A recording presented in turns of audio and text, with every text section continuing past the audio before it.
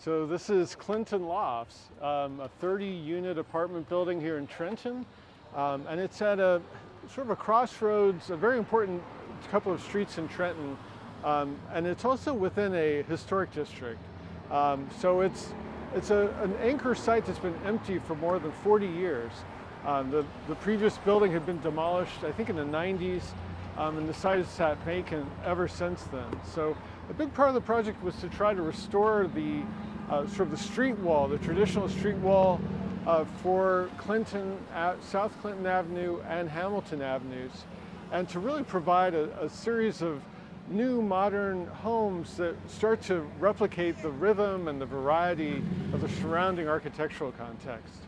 And so a big part of that was to provide a series of stoops and places that people can enter their apartments in from the street side, not necessarily from the parking lot side. So this really keeps that same sort of urban order that the original buildings had, and all of the parking is located sort of on the back end. So we have limited parking, stormwater detention, charging stations, bike parking, all sort of hidden from view from the street side. So come along with me, we can get into one of the units and tell you a little bit more about it.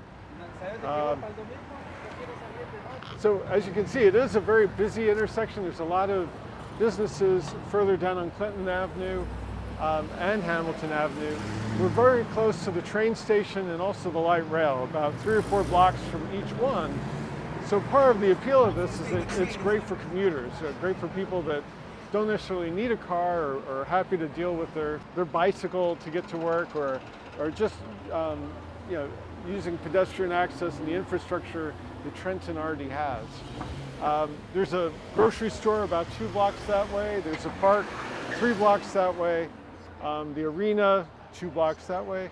There's quite a bit to do in this area. And I think, again, just thinking about the way that the buildings are organized, rather than feeling like a monolithic, giant block-sized building, we try to break this down into almost row houses, sort of modern row houses that are scaled at the unit width, a similar scale that the other buildings in the neighborhood have, but again with very modern windows and finish systems. So instead of being all brick, we were able to use a combination of siding, hardy boards, and then at least 3 or 4 different colors of that siding, so that we had some optional color and variety on the facade. Each unit has its own exterior entry from a common stoop. So we have first floor units that also have a second floor bedroom, and then upper floor units which are really located with both bedrooms on the 3rd floor and sort of a living space on the 2nd floor. So the idea is, again, we're able to activate the street wall with these stoops, and we're able to get people walking on the streets and not just isolated where all the parking is. So come on in. Let's check out one of the upper levels. This has a living space and sort of open kitchen concept here on the 2nd floor with windows looking out towards the street. We also have a half bathroom, small coat closet area, and also, again, just a very open concept plan.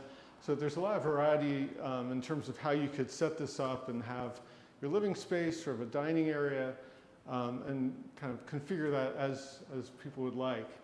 In terms of the finishes, we have an LVT floor, which is waterproof, really allows for that warmth of a wood look finish, but the durability needed for apartments. And then in the kitchens, we make a transition to wall tile on the backsplashes, sort of a shaker style cabinet with 2 different colors, sort of a medium gray on the upper cabinets, and then a white on the island here, or peninsula. So lots of different switching for the lights, so you have a little bit of variety and flexibility in the way that gets set up.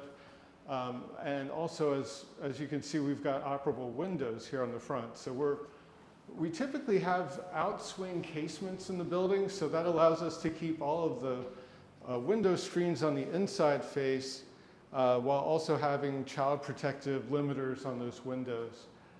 So it just keeps it very clean from the interior finishes, and also gives you really great sound control and acoustics as we get upstairs. So yeah, just to see how easy these little guys are to operate, you just crank it, you lock it, and then this snaps into place. In case of a fire, there is a little emergency button to let that window release and be completely open for fire rescues. So then as we go upstairs, the third floor is really limited to the bedrooms and some of the storage and utility closets.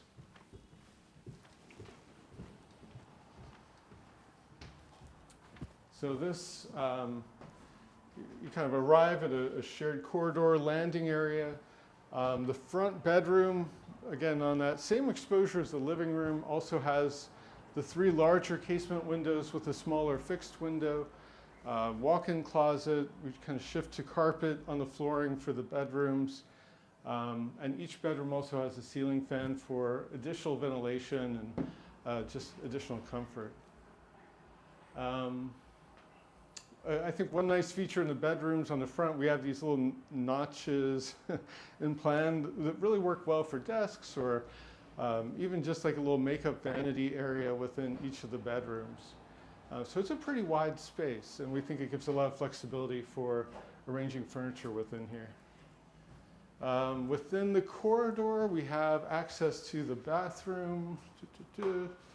So this is pretty typical, just a full bathroom with a sink, toilet, closet, and stand-up shower.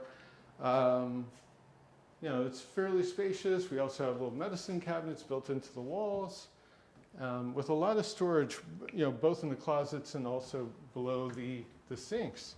All the mechanical systems are on the third floor, so we have a very efficient VRF mechanical system. So this allows us to have ventilation and heating and air conditioning all in one package unit, but with a very efficient energy rating. This is an all-electric building. There's no gas to the building, so it allows us to not have any combustion. We also have a sort of a washer-dryer sort of stacked behind this door, and that allows for, you know, that's pretty common in each of the bedroom or each of the units.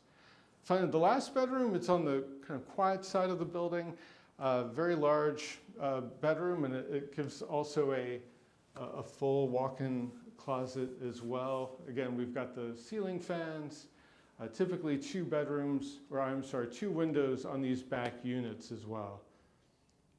So that's about it for the project. So thank you very much for your interest.